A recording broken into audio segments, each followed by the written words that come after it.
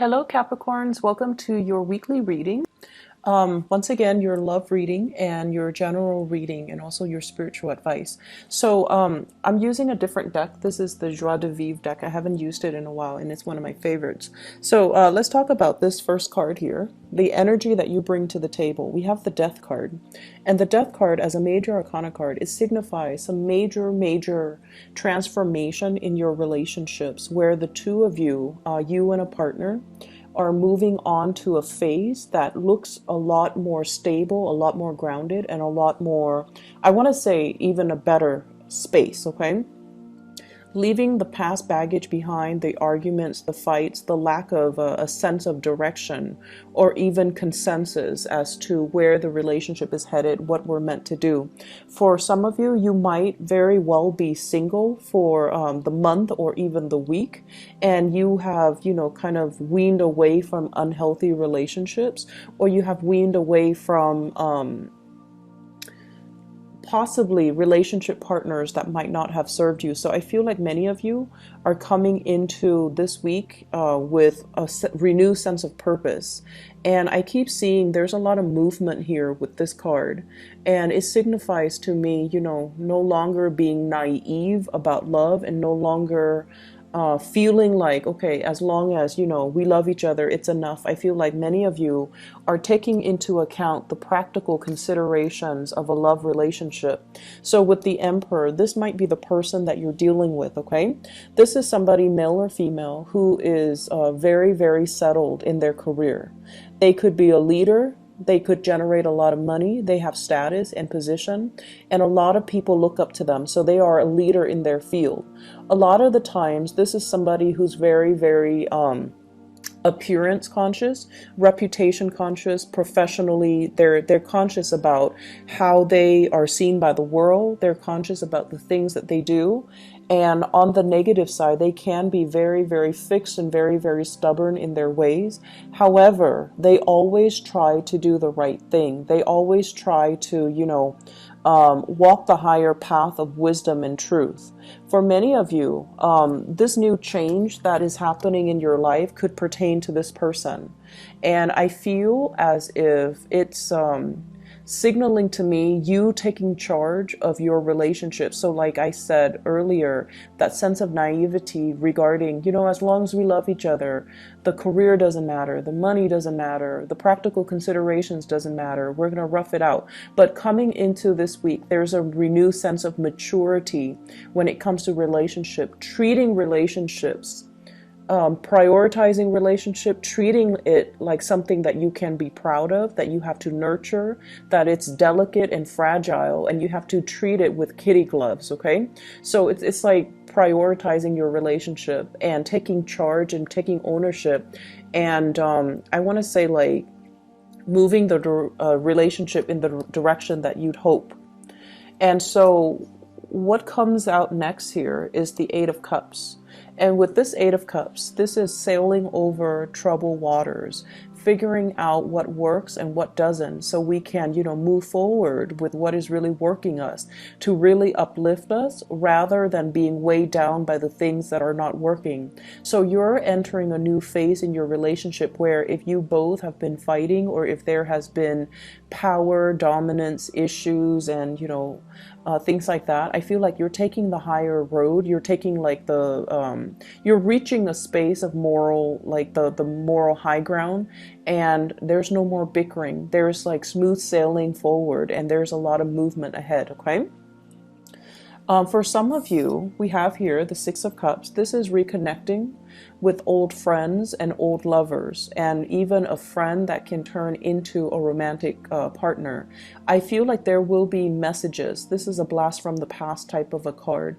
Messages, communications from exes that you have moved away from, and because you're consciously making some really positive shifts in your life that are highly divinely guided, I feel like many of you are coming into this space where the past is reaching out to you.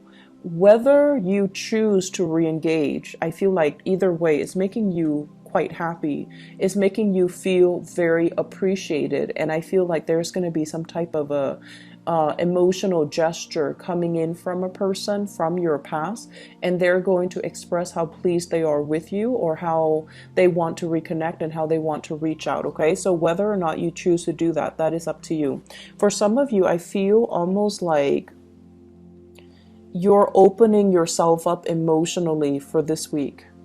You're dealing with somebody that they seem really independent. They seem very stoic, self-possessed, and self-sufficient.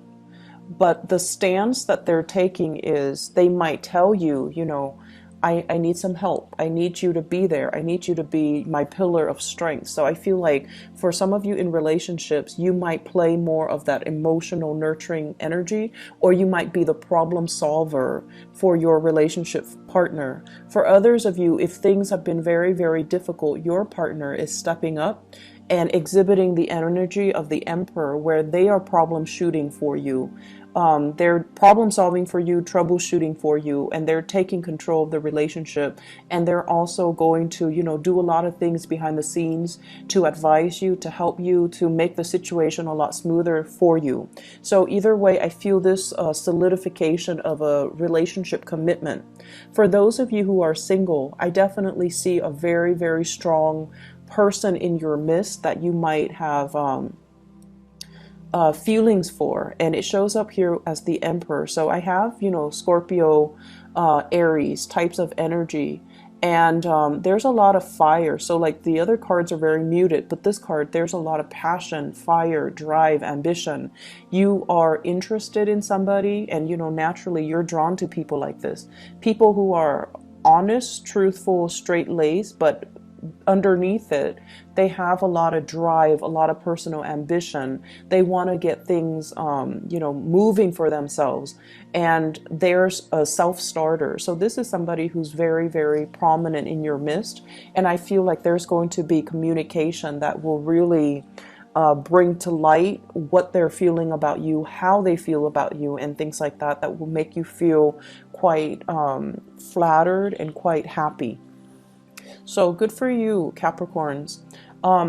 In other areas of your life, the first card that jumped out here, we have the Emperor showing up twice in two different decks. So this is your energy then.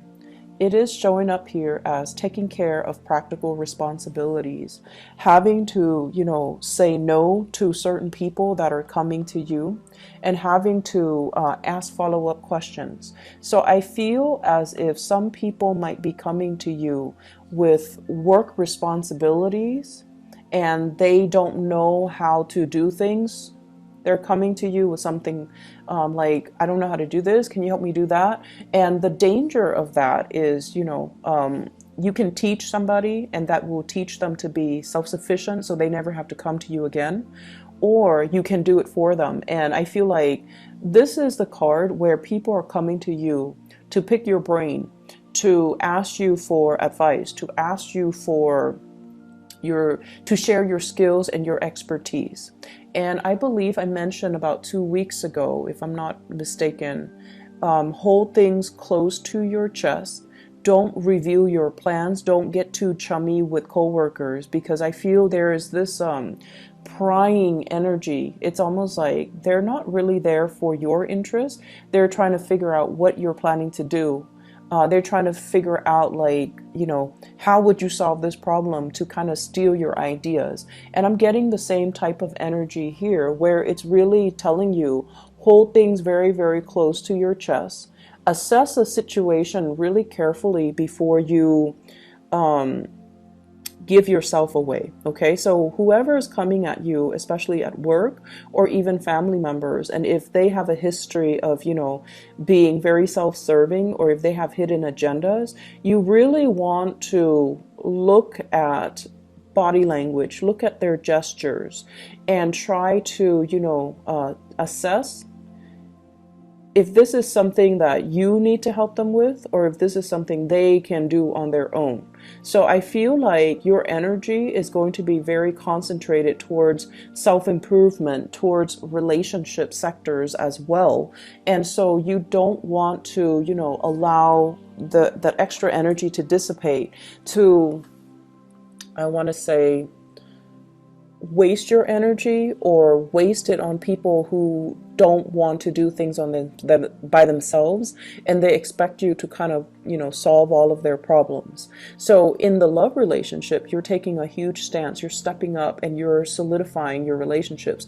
In the work environment as well, I feel like you're going to need to exercise some type of loving detachment so that all these people coming at you don't wear out or don't, corrode your energy level. Okay, so I feel like it's going to be a busy week where you're being called upon as a consultant. You're being called upon to help a lot of people with their issues, to help a lot of people as well, to give them, concrete ideas, concrete plans. And so you're in a position where you are in very, very high demand. So be discriminate about what you're sharing with other people. You're also very visible and a lot of people look up to you. So make sure that, I don't need to tell you guys this because, you guys are very solid and sturdy. But if people are coming to you and like for mentorship, for example, and they're like, I don't know what to do. My life is, in disarray. Can you help me fix it? I feel like it's really critical for you to think about whether or not that's appropriate. So if it's a coworker and their life's in disarray, their personal life's in disarray, I don't feel that it's appropriate for you to, get too involved in their personal lives. You can give them general advice, but I would say drawing boundaries and telling them, I'm going to, you should defer to your psychiatrist, your therapist to help you with that. I can only give you, professional advice. So learning to draw boundaries and learning to be firm with some people. On the financial front, with the Four of Pentacles, this is a card about, holding tight to your money, building up that savings account, not spending like there's no tomorrow. So for some of you on the younger age spectrum, if you are in a job where you're starting to make a lot of money, just be careful about spending, buying gadgets, buying, cars, buying sound system, and buying things that you don't need, because I feel like you need to start saving up for a rainy day. Okay, so just because the money is rolling in, just be very careful about where you're giving your resources and how you're spending your money, because there is this universal law about money. Money that comes in fast will leave your hands very, very fast. So this is a good time for you to think about savings, even if you're very, very young and you don't think about retirement. But what I have here is a major escalation. So that means it's a good time for you to set aside some money and really, try to invest it, or try to put it aside for a rainy day, or try to start putting it in an account so that you can plan your retirement. Okay, this is just a practical thing that's coming in, because I feel like some of you money is leaving your hands or sliding through your fingers really, really quickly. So you just want to be careful about that. Okay, good week overall, Capricorn. So just, focus on the relationship sector. I feel like things are good. In the work front, I'm sensing that, there's solicitations as well for going out and things like that, but it's at your discretion whether or not you want to, mix business with pleasure, or whether or not you want to let people close to you, let people get too close to you. I feel like there's a need here to maintain clear boundaries, especially with coworkers. Okay, so I wish you all the best. Take care. Bye bye.